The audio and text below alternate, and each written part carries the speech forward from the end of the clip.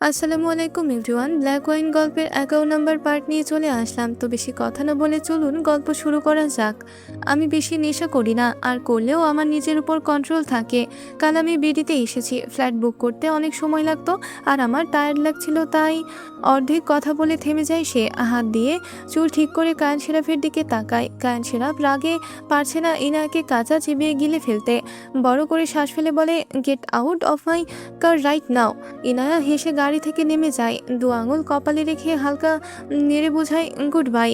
Cherry গোসল সেরে আয়নার সামনে দাঁড়িয়ে যখন নিজের প্রতিবিম্ব দেখলো, এক মুহূর্তের জন্য স্তব্ধ হয়ে যায় সে। কাঁধের কাছে আঁচড়ের দাগ, গলায় অনেকগুলো মতো কামড়ের দাগ যা নীলচে হয়ে গেছে তার, আর ঠোঁট ও খুব বেশি বিশ্রীভাবে কামড়ের দাগ সে সাথে ফুটে উঠেছে।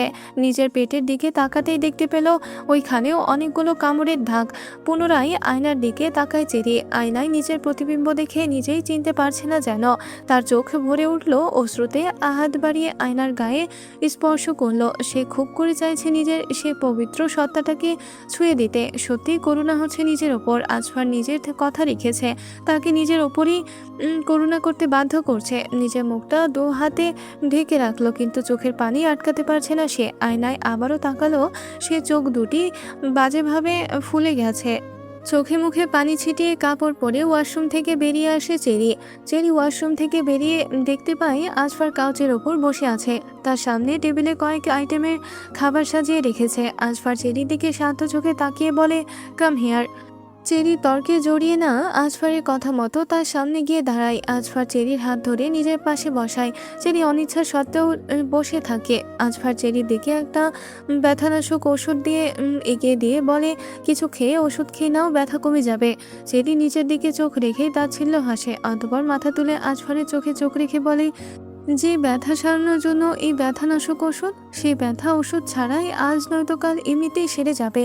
কিন্তু আমার হৃদয়ে আপনার করা আঘাতের ক্ষত কখনো সারবে না, বরঞ্চ যতদিন অতিবাহিত হবে এই ক্ষত ঘায়ে পরিণত হবে। ব্যথা বাড়বে, ছড়িয়ে পড়বে পুরো হৃদয় জুড়ে। অতঃপর ঘা হতে পচন ধরবে। আস্তে আস্তে সময় নিয়ে পচে গেলে আমার নরম হৃদয় নিশ্চিহ্ন হয়ে যাবে। তখন আর কারো আহত হব না, আর কেউ কষ্ট দিতে পারবে না। কারো প্রতি ভালোবাসা কিংবা ঘৃণাও কাজ করবে না। চেরির কথা আজফারের পছন্দ হলো না। মুহূর্তেই সোনালি রঙের চোখ দুটো রাগে জলজল করে উঠল। শক্ত হাতে চেরির গাল চেপে ধরে ওষুধ তার মুখে ঢুকিয়ে দিল। অতঃপর টেবিলের উপর থেকে পানির গ্লাস নিয়ে তার মুখের সাথে চেপে ধরতেই চেরি পানি মুখে নিয়ে ওষুধটি গিলে ফেলল। নিজের কাজ শেষ হতেই আজফার চেরির গাল ছেড়ে দিয়ে বলে, নেক্সট টাইম আমার চোখের দিকে তাকিয়ে কথা বলবে না, চোখ নামিয়ে কথা বলবে। আজফারের কথা চেরির উল্টো হাত দিয়ে নিজের ঠোঁট মুছে পাগলের মতো হেসে উঠল। হাসির মাঝেই চেরি চোখ দিয়ে কয়েক ফোঁটা নোনা জল গড়িয়ে পড়ল। জঙ্গলের ভেতরে অবস্থিত দোতলা বিশিষ্ট পরিত্যক্ত বাড়িটা আজ যেন এক অদ্ভুত রহস্যে আবরণে ঢাকা। বাড়ির বাহিরের দিকটা লতাপাতা, গাছের শিকড়, ডালপালায় মিলেমিশে এক ভয়ঙ্কর পরিবেশ তৈরি করেছে। দেওয়ালগুলো সবুজ শ্যাওলায় ঢাকা, আর জানালাগুলো ভাঙা, যেন এক অদৃশ্য শক্তি এগুলোকে ধ্বংস করে দিয়েছে। বাড়ির সামনের দরজাটাই ঝুলন্ত অবস্থায় আছে, যেন কোনো অদৃশ্য বাতাসে ঝুলছে। কিন্তু ভিতরটা অবাক করে দেওয়ার মতো। বাড়ির ভিতরটা একেবারে পরিপাটি, তবে ভয়ঙ্কর। যেন কেউ এখানে খুব সযত্নে সবকিছু সাজিয়েছে নিজের আধিপত্য হিংস্র জাহির করার উদ্দেশ্যে। দেওয়ালে ঝুলছে বিভিন্ন ধরনের ওয়েপেন, যা পুরো পরিবেশকে ভয়ঙ্কর করে তুলেছে। দিনের বেলাও ও পুরো বাড়ির ভেতরটা এক অদ্ভুত অন্ধকারে নিমজ্জিত, যেন সূর্যের আলো এখানে প্রবেশ করতেই ভয় পায়। বাড়ির ভিতরে বিরাট অংশ জুড়ে হলরুম, আর হলরুমের মাঝেই বিছানো লাল রঙের মখমলের কাপড়ের আসন বিশিষ্ট সিংহাসন, যেটাতে এখন আজফারিস্তানের পায়ের উপর পা তুলে আয়সী ভঙ্গিতে বসে আছে। তার পাশে পিছনে হাত দিয়ে সিনা টান টান করে গম্ভীর মুখে দাঁড়িয়ে আছে কায়ন শেরাফ। ঠিক তার সামনেই হাঁটু গেড়ে বসে আছে এক যুবক। তার হাত দুটো পেছনে বাঁধা, বুকের কাছে দড়ি পেঁচানো, আজ মাথা সামান্য নিচু, মুখে আতঙ্কের ছাপ স্পষ্ট। তার দুই পাশে দাঁড়ানো দুজন কালো ইউনিফর্ম পরিহিত দেহরক্ষী। ডান পাশে থাকা লোকটি বন্দির কাঁধ শক্ত করে ধরে আছে। পুরো হল জুড়ে নিঃশ্বাস পড়ার শব্দ ছাড়া আর কিছুই শোনা যায় না। সম্পূর্ণ নীরবতা ভেঙে কায়ন শেরাফ বলে, জঙ্গলের আশেপাশে কয়েকবার ওকে দেখা গেছে, আর যখন ওকে আটক করা হয় তখন তার কাছে একটা টাকা ভর্তি ব্রিফকেস পাওয়া গেছে। ব্রিফকেসে প্রায় 50 লক্ষ টাকা পাওয়া গেছে। আজফার পা থেকে পা নামিয়ে সামনের দিকে একটু ঝুঁকে আসে, হালকা ঘাড় কাত করে বলে, তুমি যা জানো আমাকে বলে দিলে আমি তোমাকে সহজ মৃত্যু দেব। না হলে ছেলেটি ভয়ে থরথর করে কাঁপছে। তাকে যখন কাজটা দেওয়া হয়েছে সে জানতো না কার বিরুদ্ধে কাজটা করেছে। আর যতক্ষণে জানতে পেরেছে ততক্ষণে অনেক দেরি হয়ে গিয়েছিল। পেমেন্ট নিয়ে দেশ ছাড়ার পরিকল্পনা ছিল তার। তার আগেই ধরা পড়ে যাবে ভাবতে পারেনি। ছেলেটা হামাগুড়ি দিয়ে আজফারের পায়ের কাছে বসে বলে, মাস্টার, আমি জানতাম না কার বিরুদ্ধে কাজটা করতে বলা হয়েছে। আমাকে তারা জানায়নি, বিশ্বাস করেন। আমি জানতাম না, আমাকে ছেড়ে দেন, আমার দোষ। সে কথা শেষ করার আগে ছেলেটার বুক বরাবর লাথি মারে আজফার। ছেলেটা দূরে গিয়ে চিৎ হয়ে পড়ে। আজফার উঠে এসে ছেলেটার বুকের উপর পা রেখে বলে, সে কে? আজফারের বুটে ছেলেটা ব্যথা পেল। ব্যথায় চোখ মুখ খিচে বলে, আমি তাকে দেখিনি মাস্টার। সে আমার সাথে দুবার দেখা করেছে, তাও মাস্ক পরে। আর কিছু ইনফরমেশন দেওয়ার হলে ফোনে বলেছে। আজফার ঠোঁট বাঁকিয়ে বলে, তাহলে তোরও বেঁচে থেকে কাজ নেই। এই বলে পাশে হাত বাড়াতেই একজন তার হাতে রিভলভার তুলে দেয়।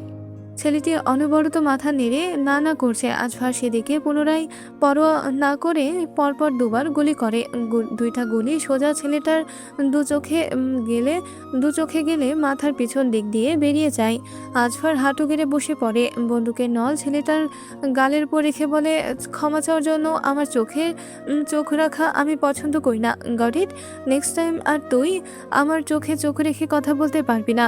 চারিদিকে পর্দা টেনে পুরো রুম অন্ধকার করে রেখেছে চেরি। সূর্যের কিরণ সে সহ্য করতে পারছে না। মনে হচ্ছে সূর্য নিজের কিরণ দিয়ে তাকে নিয়ে উপহাস করছে। ব্যঙ্গ করে হেসে বলছে, আজ আমার এত তেজ ক্ষমতা, সে যে মানুষ আমার দিকে চোখ তুলেও তাকাতে পারে না।